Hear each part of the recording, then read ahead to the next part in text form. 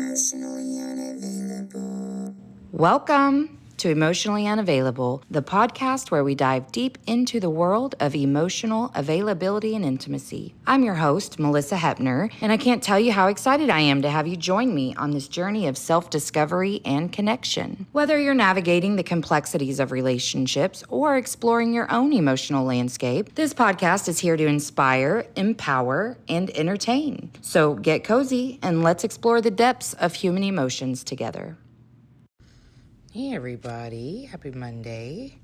Today's episode is with Shilpa Mignon. She is helping emotionally wounded men and women find deep healing, inner love, and calm through past life regression, holistic growth, and self-awareness. This was a beautiful conversation. The unfortunate part is that we had a little bit of sound shit to deal with, and I have done my very, very, very, very best to fix the audio. The only other option was to scrap the whole episode and re-record, and I just literally don't have time for that.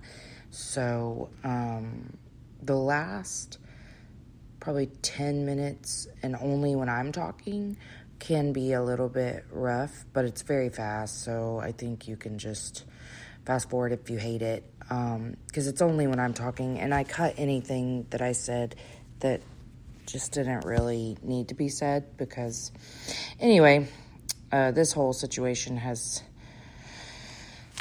made me think of some things to do better in the future. So anyway, I loved this conversation and this connection.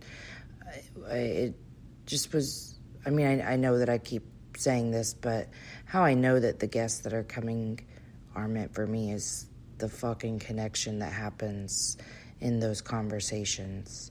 Like, I feel them very deeply. So anyways, I loved getting to meet Shilpa. Hope I'm saying her name correctly. I haven't had any opportunity to ask questions because our time zone difference is crazy and whatever. But I think ultimately you're going to hear just, I don't know, I guess I'll say the love flowing between us, because when people have been through a great darkness and found the light and are now trying to share it with others, the light we're sharing is the love that we have found for ourselves and the worth that we have found. So when you become synergetic with somebody else and you're exchanging those energies, it is very profound. And I don't know that always translates to the audience, but there are very few of these conversations that I wasn't profoundly moved by. And I feel so fucking grateful. Like, I don't even know that I've even put too much thought into that until now, but like, I am so grateful, because every conversation allows me to heal a little bit more for lots of reasons, but also just because I process through speaking and having conversations, and I learn something new about myself and the world around me through every one of these conversations. So I guess if I were to add that to my elevator pitch, I guess that really is part of what I'm saying is my gift. So I'm going to assume that maybe it does translate to the audience, because that's always been the gift bestowed upon me, is to have my experiences and share them with others. So anyways, I'm grateful for Shilpa, for this show, my audience, and just all of the growth that has come. We are approaching the 1-year anniversary of this show, and which I think most of you by now know that I launched on the anniversary of my mom's death. So there's a lot of connection here with me, and I can't say thank you enough. So I hope that when you hear me say thank you so fucking much, that you feel it from the depths in which I am expressing it. So anyway, thank you, Shilpa, for your patience and your kindness and your love and your connection. Thank you, audience. Thank you, everyone. And here's me and Shilpa. Emotionally unavailable. Okay. Is that better? It's still there a little bit, but yeah, it's still happening. It's like it's not an echo, but it's like an echo, and it's loud and screechy. You can't hear it at all. It is loud, but it is not, like a screeching voice. At least not with me. I can't hear the screeching. Oh, I you can don't hear the hear. screeching? No, I don't. I just hear you very clearly. Really? Yes. Okay. Well, we can try. So can you tell me about past life regressions? Like, is it what it sounds like? You literally just go through what your past lives were? Yeah, I mean, if you're looking for a shorter answer, yes. But if you want me to explain it as a concept to you in a deeper manner, I can do that as well. Yeah, because I literally don't know. Past life regression is usually when you talk about it, it is somehow, it creates an image wherein it's all related to your past life. But when we are performing it, we always keep in mind that any moment prior to this moment is past. So we Yeah. are actually, so there's only the present moment which exists. Every time there's the present, okay? And any moment prior to this becomes past really fast. So when we are talking about past life regression, and when we take a person through the process of it, we would actually consider any experience that person may have gone through in his or her life prior to this Oh. could have caused them to maybe have the patterns which they have. What do you use to do that? Like intuition, astrology, tarot? Past life regression, I got certified because it's a process. So I learned the process of actually putting a person through trance.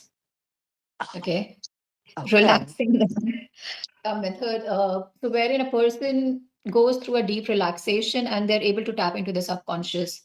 And subconscious is basically the part wherein all your memories are stored, and you can tap into it, and you can go to any life or any time that you have lived in or existed in. So it's Yeah. all there. It's all there. So also people believe that if they're doing past life regression, it's like they lose control over themselves, which is actually weird because they don't. In fact, you are conscious, but you're also operating in the subconscious. Yeah. Okay, so That's so when cool. I know it is so cool. Like when I'm talking to my clients in the trance, they are able to talk. Okay, and sometimes if they don't want to share a piece of information, they are not, they will not share it, and it's okay. They have that control. Yeah.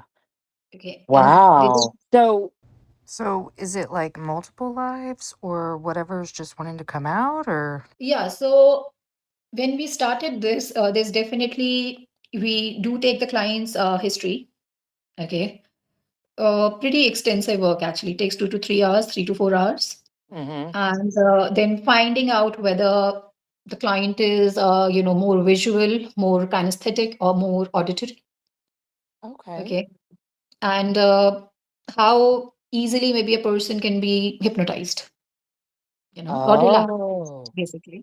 So we do all these testings first, and then we move on to the relaxation part, wherein we start relaxing the person. It may happen immediately, like in the first session, or you may have to undergo multiple sessions depending on if you meditate regularly, if you know how to relax, if you're too much of a person who's prone to anxiety. All of those factors, they sort of come in. But ultimately, it's like and then you decide a theme. So do you ever have people that are just like super difficult to get under trance? Because I feel like I would be really difficult. I am myself very difficult.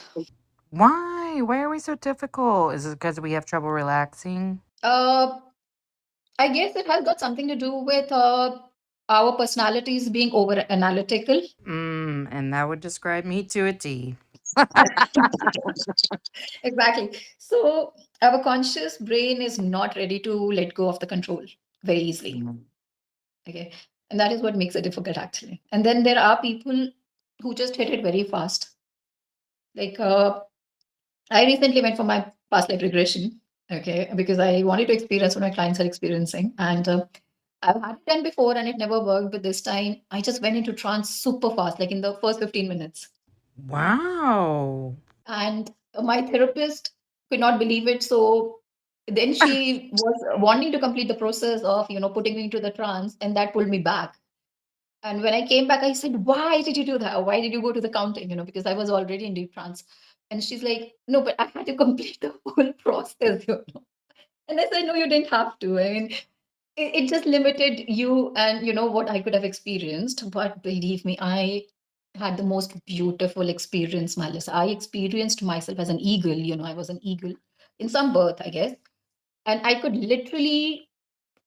not literally figure out what I was, because she kept on asking me, "What can you see? What can you see? What can you see?" And I could not see anything. A bird can't see. A bird is only flying. And I could just see that, like everything was just passing by at super fast speed. Yeah. And then I saw a lot of mountains, and then she says, "Okay, can you go up for me?" And I did, because a bird can do that. A bird can just go up. Mm-hmm. And just because I was an eagle, I could soar really high. Okay. And I'm like, "Yes, I'm able to do that." And then she's like, "What are you?" And then my conscious mind asked me, that brain, "What are you?" And then it formed the connection. It was like, "Oh, I am flying. I'm a bird." Oh my gosh, that's so cool. I know. And I experienced the flying. I did, like, and I was smiling. She said, "I wanted to click a picture of you because, God, the joy on your face." I said, "I can't tell you, because as a human, you can't experience flying. I was literally flying, and you just brought me down. I was floating, using, like, you float in water. I was floating on air." That's so cool. Yeah. And then she's like, "Wow, I could just see something was great was happening, but I just didn't know, because you're just smiling and you were in a different one." And I said, my conscious brain was telling me, "If you allow yourself more, maybe you would just float off this recliner. Maybe my body would just, sort of levitate." And she said, "Really?" I said, "Yes, it just felt like that. That is how light I was."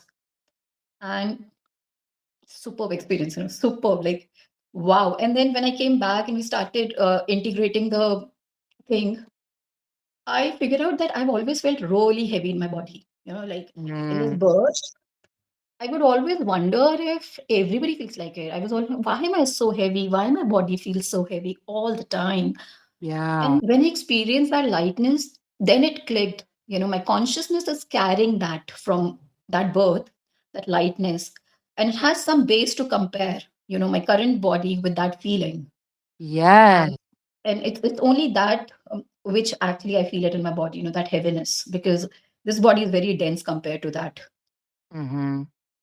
So Yeah, I didn't realize you could access this stuff through your subconscious. You were still so connected to the past versions of you. Like I just didn't realize that. yes, we all are. We all are. So, I mean, people who believe in reincarnation, people who believe that we live on as spirits, they know this. It's very scary, isn't it, Melissa, to think about uh, just dying and being over with, Yeah. right? And it's like the most saddest thing you can even imagine. Like, no more you. Yeah. Right. But I'm telling it to you, each one of us is spirit. I Okay. agree. And each one of us is born here for for a very basic purpose of helping people connect with love and remembering that we have come from a place which is love. Yeah. Yeah. And it's only when you come to earth, your soul ends up having a lot of different sort of vibrations, feeling, and sometimes the energies are just too heavy and it forgets. Yeah. Okay. And it ends up taking more. So in Hinduism, we call it karma. I mean, it ends up actually taking, on more karma. And for that, then it has to take another birth and another birth and another birth. And that's how the cycle continues. Yeah. My friend one time paid for this healing session, and the lady was trying to tell me about some of my past lives, but it was all like rodents, or not rodents, serpents, reptiles. And she'd be like, "Do you have pain here?"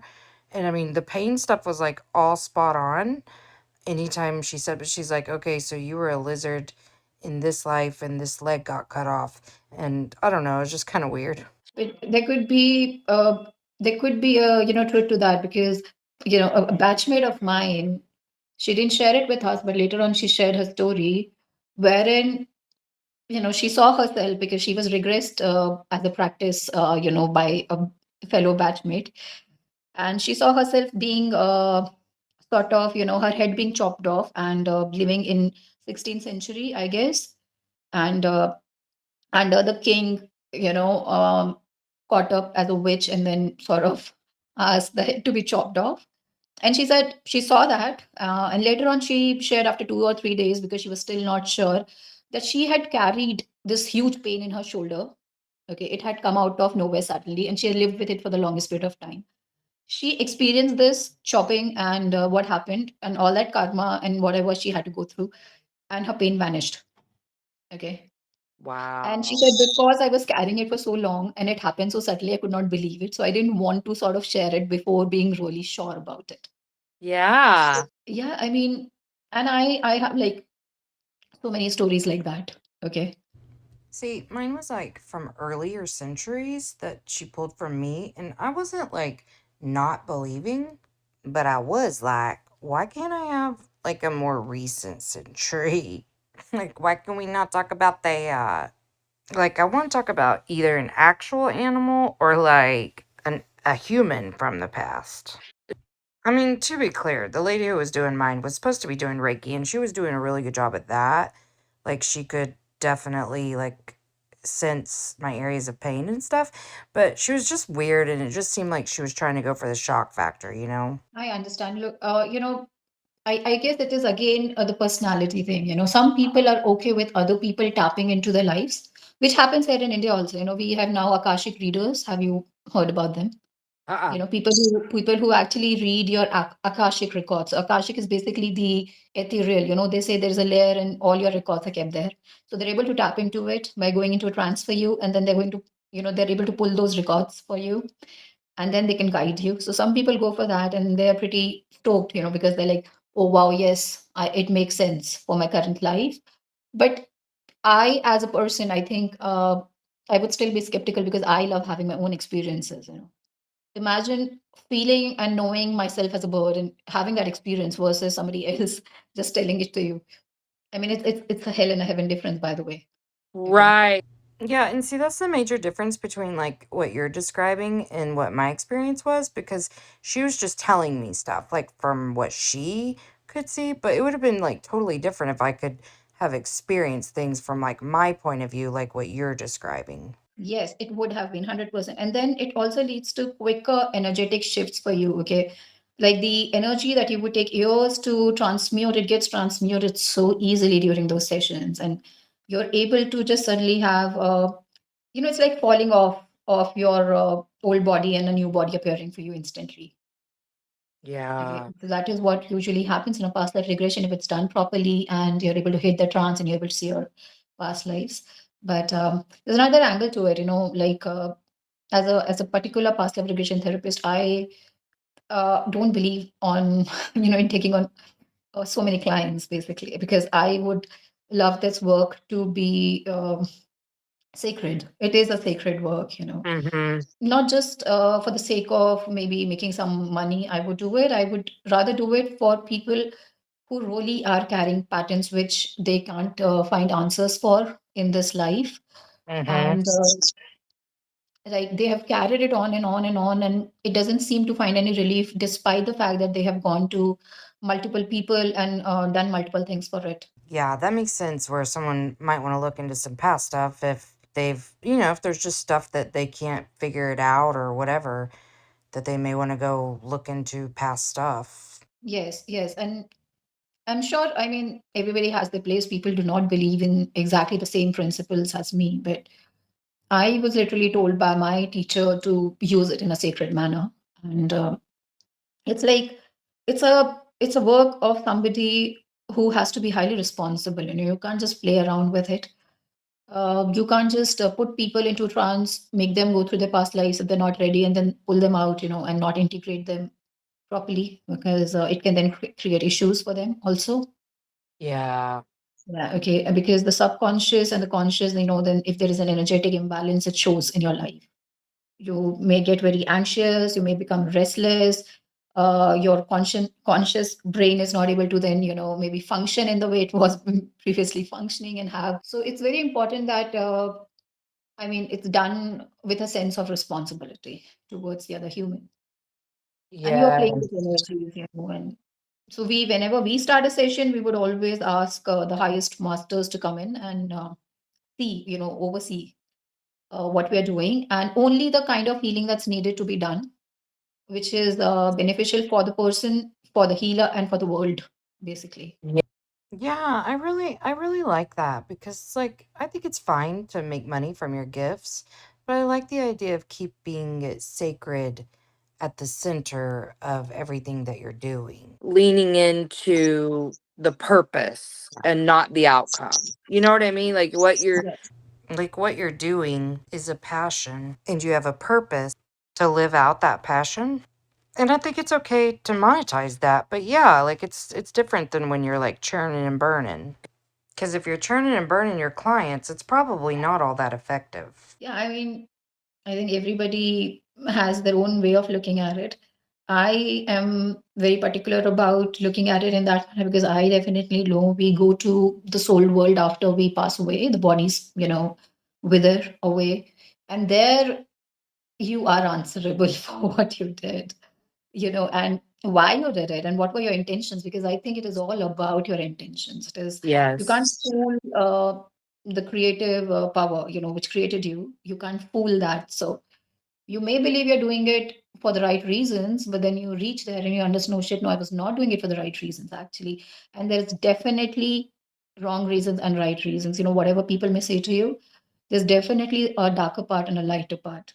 And two sides of the coin, and which side are you on, it matters. Okay. Yeah, agree. So I do not believe in the concept of right and wrong in the sense of, the moral thing, but I do believe in the sense of the dharmic thing. Again, the Hinduism word dharmic is basically duty. What is your duty as a human and as a spirit? So Yeah, I like that. And I guess not everybody feels that level of responsibility when you use the word duty, but I definitely do feel a sacred purpose. Like I feel a duty to myself and to humanity to do what I'm doing. And not everybody taps into that.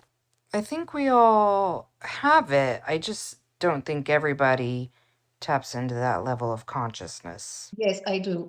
We are presented with choices at every moment, Melissa. Okay, and that is what makes you the practitioner of free will. Basically, that is what free will is all about. That you have to choose what you need to choose because it's the right thing to choose, actually. Mm-hmm. Okay. And then you can't blame it on anyone if you have to then reap what you have sown, because you can't then get out of it saying, no, I didn't have a choice. You did have a choice. You always had a choice and you made it. Yeah, Yeah. So, I and like that is that. the Well, because in the therapy world, choice for so many people, including a former version of myself, is very scary. And I know for me, it felt like every choice was two very distinct paths. Like every choice felt like that. Like just if you make the wrong decision, you're going to go down the wrong path. But I think that's because I was called to a higher purpose, but also because I feel the weight of my decisions and my free will. Because even though some of those small choices aren't necessarily creating a fork in the road like I felt, they are shaping my experiences and how tapped in I can get to that higher purpose. yes, it does make sense to me, because every choice we make connects, it has a ripple effect, basically, it does. Uh, I'll just give an example. Let's say you may make a choice, and it's a heavy example, by the way. Somebody may be forced to commit suicide because of it. Okay. Now you say you're not directly involved in it because the person had a choice whether to die or not to die. But the role that you may have played in that person's death is that when that person needed some sort of support, emotional, mental, whatever, you barged into that person, basically knifed through that person without realizing what that person is going through. Yeah. And not even taking a moment to understand the kind of pain that person may be under, right? So in that moment, what your choice is, the basic choice we have is to accept people the way they are, You're and so right. I mean, if nothing else, that's the basic choice. To not say the bad things if you can't say the right things. That's a choice, right? Yeah, So, absolutely. so Yeah, then and I why do think you? too, what's really resonating with me is that idea of meeting people where they are, like exactly where they are. Like not where you want them to be, not where you wish they would be, not where you hope they will be, but right there, exactly where they are. Yes, yes. And that's also a major part of my other work, wherein I do the emotional healing and I call myself a facilitator. I could never resonate with the word healer or coach, and I kept on shifting between the two, for the longest period of time until I landed. Uh, so I believe I feel energies in the terms that when something is not sitting right, it will just not sit right with me. Okay. And the moment I heard this word facilitate, I was like, yes, yes, that's what it is, because it gives me the freedom to connect with people at the level that they are, you know, and not force upon them the structures which I myself am very tired of in life. Yeah, exactly. I have always struggled to find a place in this world, Melissa. I've never been able to fit in the structures of the society, and it created a lot of trauma to my Yeah. humans. Being born in a family, okay, I'm an Indian, and being born in a family which is very traditional, I mean, and I am sort of the generational trauma breaker, Yes, me too. Me Okay, too. and yeah, and to be that, I have had to go through the experiences which would break anyone, okay, because you just constantly find yourself being alone and alone and alone and alone and alone, and then there is you, and then there is the world, it's like that, Yes. and you're just not fitting in because you just can't resonate with it, and you are yet not what you have to be, and that is what teaches you how to accept people, how to be non-judgmental, because you have been judged so harshly, because you have been broken so much, or people have tried to I won't say I'm broken, because here I am. But previous versions of you were broken and you had to dissolve and become something new every time. Yes. And it felt like death, by the way. Okay. So when people say it feels like death, I have had those fears rise up from within me, wherein it has felt like I'm going to die the next moment and next moment. And I have been terrified of it for 3 years, I guess, until unless I hit that realization that, oh, it's not me. The death is not about me. The death is not about my body dying right now. It's about something about me dying consistently. Right. Like constantly shedding. Yes, yes. And I am saying everything can be an experience, okay? Everything. Like this was an experience. So, and when you go through those experiences by yourself, the power to lead other people is so much more than people who just have a certificate and, they just go through the books Yeah. and then they're put out there, to guide people, I guess. And I have nothing against them, but I definitely am somebody who's trying to change the system. And I have to bring these things up. It's just that, I've had backlashes from people, by the way. So I'm very mindful of what I say because I come across as very aggressive to some.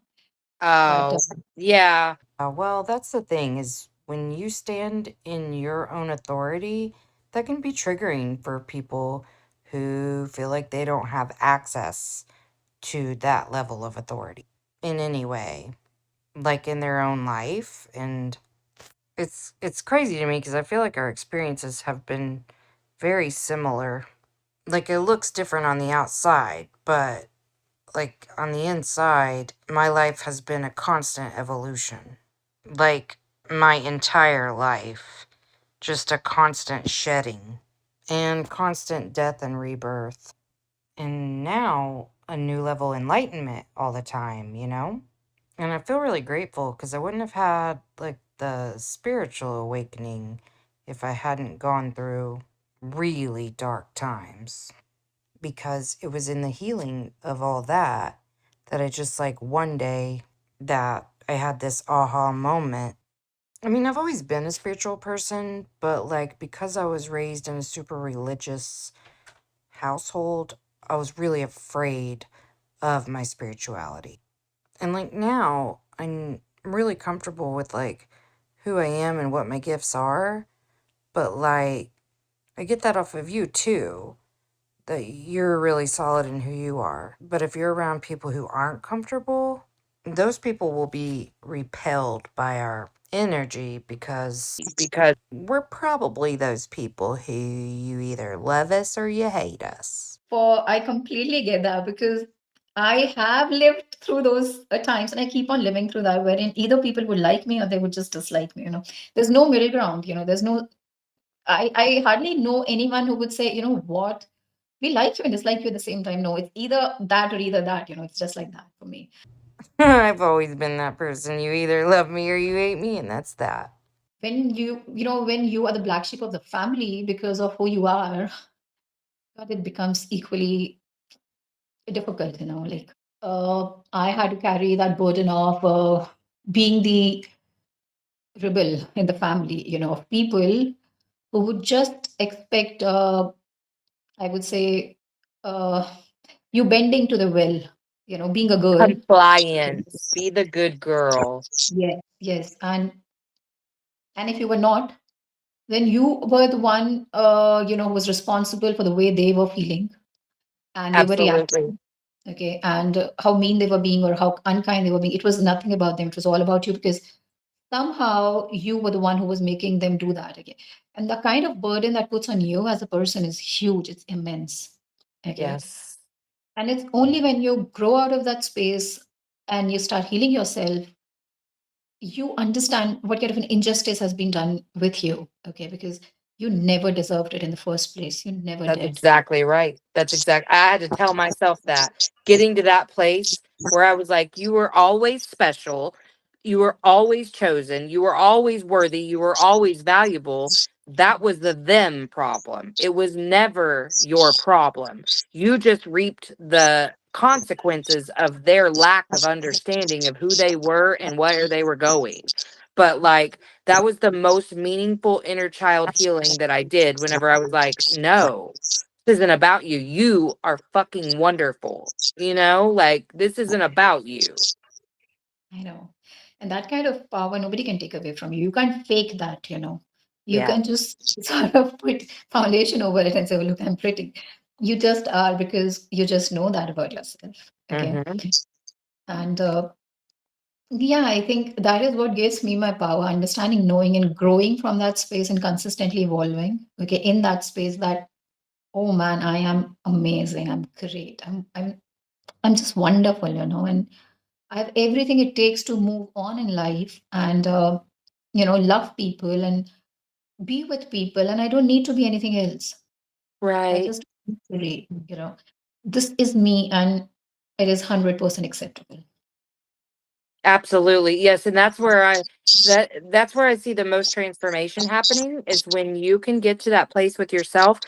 First of all, you start to view other humans so much more softly and compassionately because you get what it takes to get to anywhere healthy or Mm. loving or caring. You know the work that it takes, and you also know what creates the type of ugliness that we see in some people. You know, like I know that didn't happen for no reason. And so I can have compassion. I'm not going to be around you if you're rude, but I can have compassion for how you got that way. You know what I mean? And the point is stop taking everything personally. Yeah, yeah. And when you say that, it's funny, you know, because with me, my compassion was keeping me stuck. You know, I'm still an immensely compassionate person, truly loving, you know, and joyful. But I couldn't get out of that cycle wherein I knew I deserved justice and I was good and, you know, whatever. And I just could not stop empathizing with the person who has actually bestowed that on me, you know, that hurt or that wound on me. And that kept me stuck because And it's only very later on I realized I don't need to do that. I just don't need to. I just got to be present for myself and my younger version and not look at anybody and how they got there. Because for my healing to be complete, I got to first of all heal this particular place of mine within me, forgetting about the world and how they reached where they reached. It is not my issue. I can come to that later when that person maybe wants to work with me. But right now, when I'm doing my own healing, I can just leave that compassion thing out. I can just throw it out at that Yeah, well, moment. because the whole idea behind compassion is you have to have it for you or you can't have it for others. But judgment of others is just a judgment of self and the things that you're seeing in others that are really in you, and it's reflected back at you.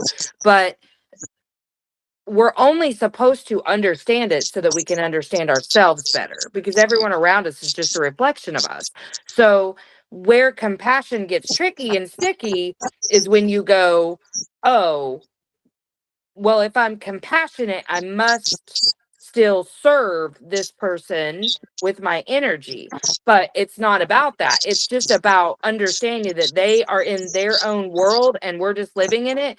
But our world is what's supposed to be important to us. So, like, you're not going to be invited in if you're that person. But I'm not going to take your behavior personally, and I'm going to send you off with love. Like, that's what I teach my clients is like, no, I'm offering this perspective of theirs so that you understand it's not about you. And I want you to love yourself enough to send them away with peace and love in your heart. Experience the loss that you're going to feel through the grieving of this person not being in your life anymore. But other than that, that's the only thing you're responsible for, is determining what your non-negotiables are and holding to that. Like, you're not going to treat me like shit and think I'm going to be good back to you.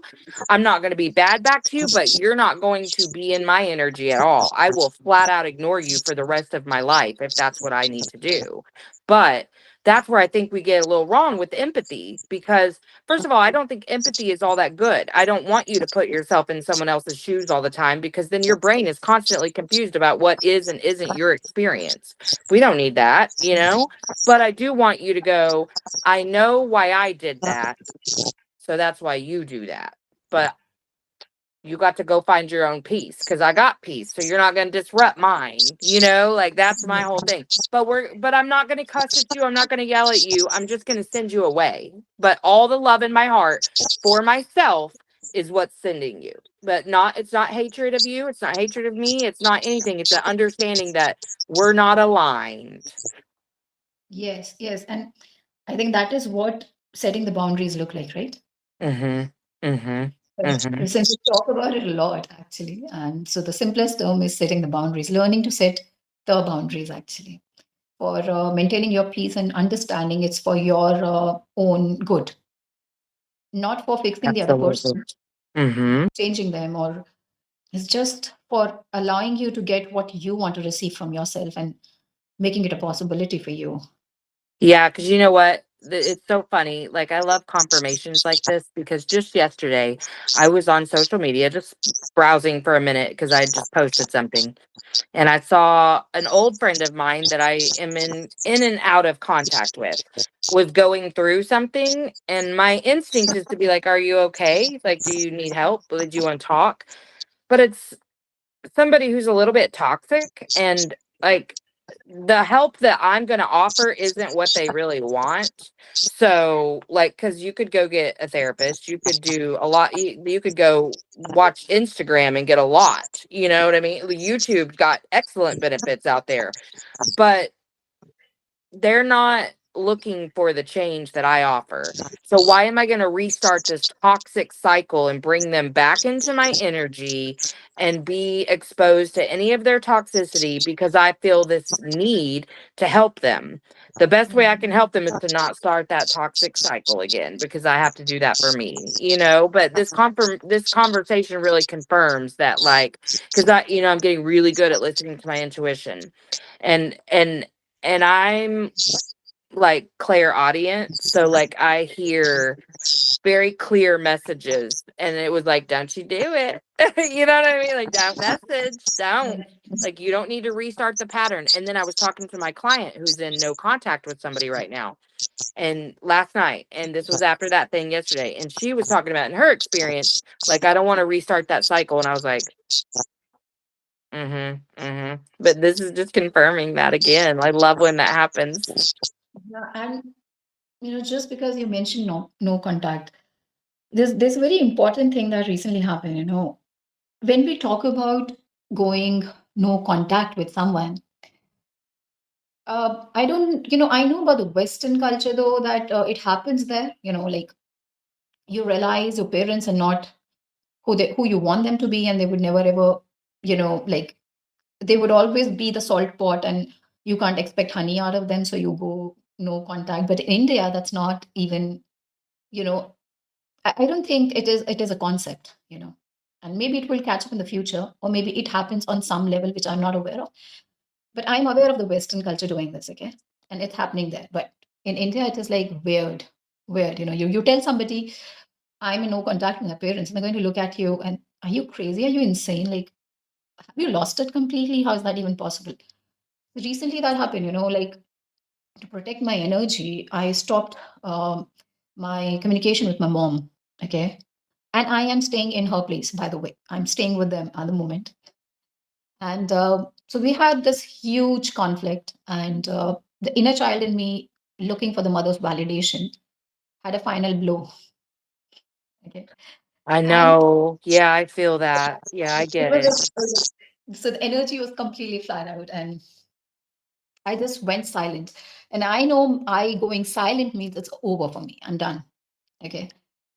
And I'm looking at her, I'm not feeling anything. I'm looking at her, I'm not feeling anything. And she's trying to talk to me, and I'm not talking to her. And this guilt comes up, and this guilt is like, how can you do this? She's your mother. And I take a deep breath. I'm like, yes, I know. I have been a part of this cycle before, wherein I have felt the toxicity. I have needed the validation. I have craved for it. I have done whatever I could. And I have never gotten it. And every time this conflict arises, it tells me the same thing. And again, this is happening. The pattern is coming up. It is saying, forget it. She's your mother, and whatever reasoning it has. And then another thought comes in, and it's like, you know what? You are spiritually, evolved enough to know there are no real relationships on earth. There's just role playing which happens. Okay. So she is playing the role of your mother. You, anyhow, don't need her as you're an adult. And you can let it go. It's okay. You can just let it go. Okay. Yeah. And I am like, what? But she's my mother. And it was like, yeah, so what? And yeah, Even if she's your mother, so what? Nobody is more important than you. No, nothing exactly is more right. than your inner peace. And it's, I don't know how it's landing on you, because, when you come from different traditions, culturally different backgrounds, it's huge, huge for an Indian doing this. Okay. Yeah. Like choosing themselves over their parents. God, that's like a Oh, huge leap. I don't know a lot about culture, but I know enough. Oh, parents are the top of the caste system. I mean, Yes. And I think that is what gives the parents here that power to break or make your self-esteem, self-worth. mhm. Okay. And it has got a lot to do with the kind of power we bestow on them here. That took so much of courage for me to break through, because the first realization and insight I had, it went against everything I was conditioned to believe in. Right. Yes. Everything. You had to really stand in your own authority. I and I had no one around me to confirm this for me. No one. I have done the self-healing work by myself, but I have been sent people, I would say, and opportunities by the universe to progress me through. Mhm. Okay. But majorly it has happened in a closed room, meditating, journaling, EFT, okay, and self-analysis, introspection, and understanding energies, connecting with the intuition, just all being that. Yeah. Yeah. So for somebody to go out into the world and see that everybody is revering their parents, and then you are here knowing the truth of, you know what, parents are not perfect, guys. Okay. Yep. They don't know everything. Yes, they don't. And they're humans and they make mistakes. And sometimes the mistakes can cost you years and years and years of good future. And you've got to understand that and you've got to really do something about that in order to start begin your healing, at least from somewhere. Okay. I think that was my breakthrough moment for when my healing started and began. Yeah. It was letting go of that conditioning. And yes, God, it is now a huge uh, storm, a never ending storm of just growth, and insights and realizations. But it's beautiful. Every time I have an insight, the kind of joy I feel within, Totally no. it's uncomparable. I'm telling it, it's just uncomparable with whatever you have experienced. That is another kind of joy altogether. It's a Well, high. because it's freedom. Every time you get an aha moment, you're a little more free from the chains of all that conditioning. Yes, yes, and that much closer to, I would say, embracing self-love to the highest point. Mm-hmm. And nothing can come even close to that, by the way. Not even the I have bawled my eyes out, at times because of the pain I have felt and I've processed. And it has felt immensely dark at times, like I'm going to die right now. Okay. Yeah. And then there is light. And then the moment there is light, you're like, oh God, it's worth it. It's worth it. It's worth it. Every moment of this is just worth this. Yeah. So I don't know, Melissa, what people do when they say, I'm going to heal you within 3 months or 2 months or whatever.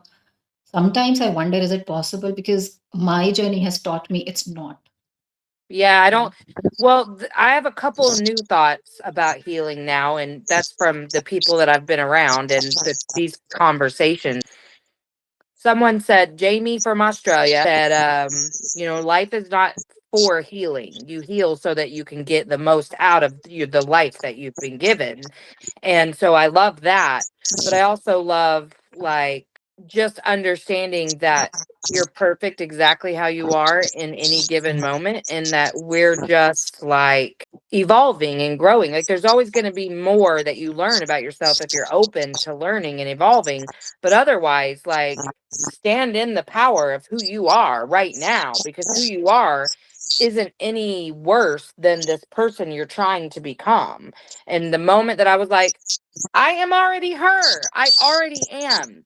I am everything I want. I just have to step into it. I'm just afraid, but I am all those things. I have a divine purpose on my life, and I believe that. So, like, I just have to believe and step into more and more of that power. But, like, all those versions of me that are so cringy to think about, that did the dumbest stuff or the meanest stuff or whatever, most manipulative stuff, she was doing what she knew at the time. All of those versions, they were just doing what they knew. I know better now, so I do better. I'm not better than any of those former versions of me.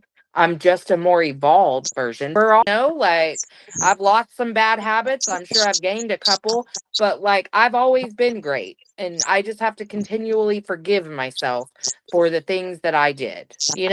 Yes, yes. I mean, and that is what would actually bring the concept of you are worthy as you are into complete play, only when you look at it like that. Because otherwise, if you believe that some versions are greater than the other, then of course it denies the whole purpose of you are worthy as you are.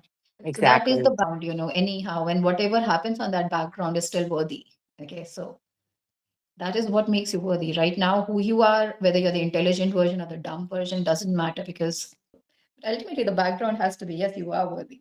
Because you are realizing that every moment.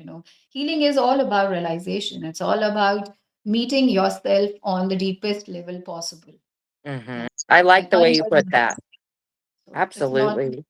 it's not something woo woo. It's not something outside of you. It's not something that somebody else can give to you. Yeah.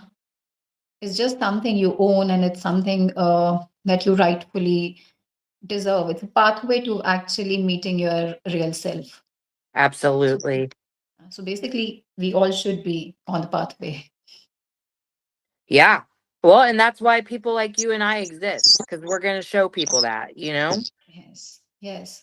And we have a huge work cut out for us, Melissa. I'm telling it to you because, from what I have read and the kind of messages other souls have been trying to send to the psychics here on the earth, on Earth, there's a lot of bad energy right now, and it's growing. It's Hmm. consistently growing. And how you see that, let me just sort of make it more scientific for you. Now you see the nature getting destroyed, right? Yeah, Yeah. So it shows disconnection, because somebody who's connected to self-love would never ever act like that. Okay. exactly. So it is not something which scares people. In the moment you talk about evil and this and that, people are like, what nonsense, man, it's all religious. But there are so many layers and aspects to it. Evil is not how you see it in the horror movies, by the way. It is about how it exists within you. you know Hmm. Again, it comes to choosing, basically, what are you choosing? Yes. Yeah, Yes, how. because there is dark and light in all of us. Yes, yes. So I mean, you got to, and we got to look at it like that. We can't say this is bad and that's good. We got to say this is good and this is bad. That choice within me every second of the moment. Exactly right. It's exactly right. Well, I have loved getting to visit with you today, aside from my technology issues that I can't wait to figure out. Really appreciate you coming on and for being so like tolerant and kind about me freaking out about the technology issues. So if you want me to include any specific links or anything like that in the show notes, just feel free to send them over and I will let you know the day before your episode airs. Okay. Yes, I All right. like that. Thank you, Okay, well, Melissa. I love thank you. connecting with Yes, me too. And I hope you get some good sleep. you. Yes, I would. I am basically a late sleeper, so it doesn't matter. I mean, Oh, I okay. was pumped up, to have this call. I have something to do, because I sleep late anyhow. Yeah, okay, good. All right. Well, let's stay connected. Okay, bye. All Take right. care. Bye. Emotionally unavailable. Hey, if you have not provided this podcast with a rating, please go do that now. If you find me on social media, you can see my link tree and it will take you to both Spotify or Apple for you to leave a review and a rating. 5-star, obviously, so much. Okay. Also, on that link tree, you can get to my website, empoweredwithmelissahepner.org, where you can sign up for a one-on-one session with me. I'm calling these guidance sessions because I will utilize my therapeutic background along with tarot and astrological insights, if you're comfy, and guide you to the life that you're in love with. And if none of my current offers are within your budget, please don't hesitate to select the complimentary session option. I created that option as part of a commitment to my community and to access to mental health care. And I want to make sure that people are using that. So feel free to refer that link out to anyone that you want to.